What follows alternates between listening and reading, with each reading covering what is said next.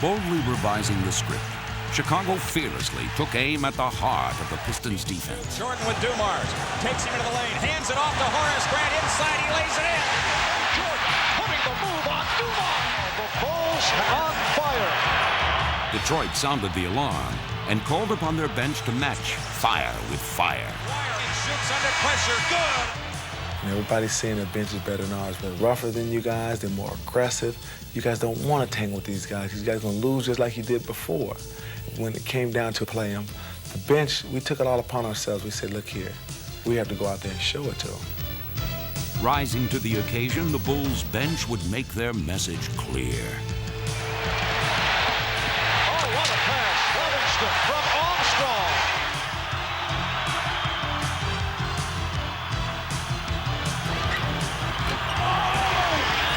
Livingston making a major contribution here.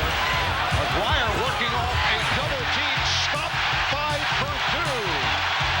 Armstrong for Hodges. Leading the Bulls past the Pistons, Chicago's inspired reserves would make a statement not only to Detroit, but also to their teammates. I think after that first game, I think guys were looking at each other like, hey, we could beat these guys. Through the years, defense had been the trademark of Piston playoff supremacy. Now, a confident Bull team sought to beat Detroit at their own game. Gets underneath, has a shot blocked by Pippen. Super defensive play by Scotty. Pippen on the drive, left corner Paxson. He comes up shooting, good. Yes, sir! Grant, McGuire baseline right, doubled up, had it chopped away. Hart right ahead to Jordan. Michael on the drive, in on Vinnie Johnson, all the way to the hoop and lays it in. Oh, there's panic all over the Pistons' faces. And as Detroit had once done to Chicago, the Bulls would now smother the hapless Pistons. And was able to steal, leading to the... Practically reduced to the role of spectators by the Bulls' relentless defense, the Pistons were left with only one option. They would have to accept the beating that we was given. An exasperated Detroit team had taken their lumps at the hands of Chicago. But the ever-defiant Pistons retained their swagger. Usually we'll capitalize in that situation, but, you know, we're a great team, back-to-back world champions. We'll be back. We're not just going to go down without a fight.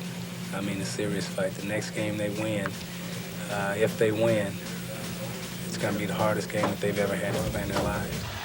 True to their words, the Pistons employed their personal brand of survival tactics. We had to take the physical aspect of their game, and we talked about playing through that kind of thing, and the guys were ready to do that. They were mentally very tough.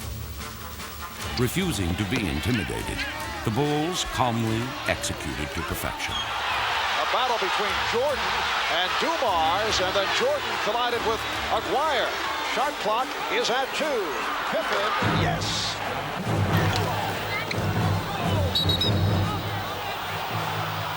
I got hit with the elbow, and I went down a little bit, and I got up and I was angry. And Michael came over and he said to me, relax, he says, don't worry about it, and don't let them see you hurt. If they see you hurt, they're gonna come after you more and more, so just smile and walk away, because it was all out of frustration. Wire switching off on Pippen. Look out, Pippen sent flying. He knew he was going to get hit. In the past, we would break down mentally and become individuals, which is the way they want you to be. But as a unit, when everybody's contributing, we were very strong, and we were able to overpower them. Michael dribbles out to Pippen. Left side Paxson, he comes up shooting. It's in. Oh, Johnny Paxson, yes, stuck on automatic. Unable to slow Chicago's attack, the Pistons would cling to their game plan, waiting for their pressure to rattle the Bulls. Yo, listen. They don't execute great in this situation. They'll throw up a wild shot if you play good defense. But the Pistons would wait in vain. Sequence by Detroit. Shot clock and 2. Yes, and it counts. With the game slipping away, it would be the Pistons who would lose their composure. Detroit's pregame predictions had turned out to be empty promises. They had badly underestimated the Bulls, and now it was Chicago's turn to prognosticate. I felt like we was going to sweep them. Man, I've said it before the series even ended that we were going to sweep this team. Pippen and the Bulls had put the specter of past defeats behind them. They would now look to complete their sweep. And Detroit could do nothing to stand in their way. More than anything else, Scotty showed more discipline. He didn't retaliate, he didn't cry to the referees, he just played basketball. And I think that showed them that they couldn't intimidate us. And after they couldn't intimidate us, I think they felt like we were a better ball club. Get him! Right here, bang you! We knew we were in the driver's seat when they were reacting out of frustration. Totally dominating the Pistons, the Bulls reveled in their long-awaited vindication. It was a great feeling for these players to know that they had such control and such domination of a team, which had put us through so many grinding times together. Who would have thought sweep?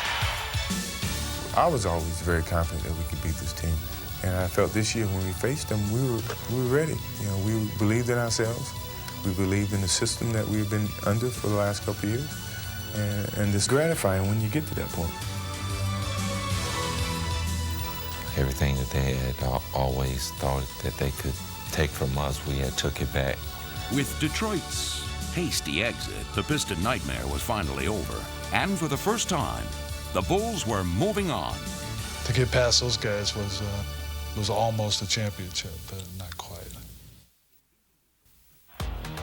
In beating Detroit, the Bulls had dispelled any remaining notions that they were just the Michael Jordan show, as they even accepted the MVP trophy as a team. Award to Michael Jordan. But that was not the story that the media chose to focus on, as the Bulls prepared to meet the Lakers in the finals. This series tends to be, at least in the public mind, Air Jordan against the Magic Man. There's no question, you're not going to avoid the Magic Michael thing. Well, they're calling it the Dream Series, Magic versus Michael. I know that the whole team's involved, but it's just, that's the way it's going to be played. You can blame LA for this, right? Well, it's a big media hype. We know that, and it's very important for me as a player, and one of the main focal points is to not take away from the team. If the Bulls were to retain their focus as a team, they would have to weather an unprecedented media barrage. No, I don't see myself getting into butterflies. Oh, I have butterflies now. It won't bother me. I mean, this is the chance of a lifetime. Page 2 is first, Andy. Stand by to pin on 7. South to 5. Beat LA! Bulls t-shirt! Yeah, who's next here? All the way. Get the wrong graphics up there to recycle. No silver. You are looking at Chicago Stadium, and they are basketball crazy here in Chicago as we approach the start of the NBA-championship series. What time is it? The keyed-up Bulls charged into their first final with raw emotion and raw nerves. Michael lost the handle on the dribble to Devon. Cartwright backs in, left baseline, turnaround jumper, air ball. But while Chicago struggled to shake their opening jitters, the more experienced Lakers looked to take quick advantage as Magic Johnson calmly directed their methodical attack. 6:50 to go in the first period. Great inside pass entry from Magic to Worthy, who lays it in off the window. Dictating the tempo, the Lakers seized control early and had the normally high-octane Bulls stuck in neutral. Now we got to go out first stop this time and start playing basketball. Now get your confidence back. Be aggressive. Get up! Get up! Scotty on the move, now to Jordan, in for the right, for the Taking their cue from Jordan, the Bulls were finally off and running, forcing the Lakers into transition and storming back into the game. 3-on-2. Pippen. Oh, what a move by Scotty Pippen. With their lead cut to 1, the Lakers